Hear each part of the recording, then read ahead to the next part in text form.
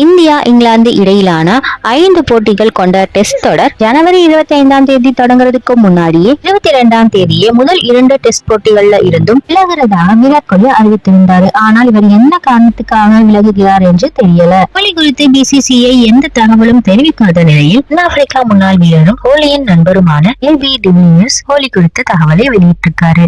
தனது 2வது குழந்தையை கோலி எதிர்நோக்கி காத்திருக்காரு. விரைவிலேயே கோலியும் அனுஷ்கா தம்பதியரும் தன்னுடைய 2வது குழந்தையை வரவேற்க போகிறார்கள் அறிவித்திருந்தாரு. இதை அவரோட ரசிகர்கள் பலரும் கொண்டாடிட்டு வராங்க. இப்பொழுது பத்திரிகை ஒன்றுக்கு பேட்டி கொடுத்துள்ள பிசிசிஐ அதிகாரி டிவிலியர்ஸ் கூறியது உண்மைதானா என எழுப்பப்பட்ட கேள்விக்கு பதிலளித்திருக்காரு. இல்ல, டிவிலியர்ஸ் கூறியது உண்மைதான், எந்த தகவலையும் வெளியிடக்கூடாதுன்னு கேட்டுக்கொண்டார். இதனால விராட் கோலிக்கு 2வது குழந்தை எப்ப பிறக்க போகுதுங்கிறது குறித்த தகவல் வெளியாகி இருக்கு.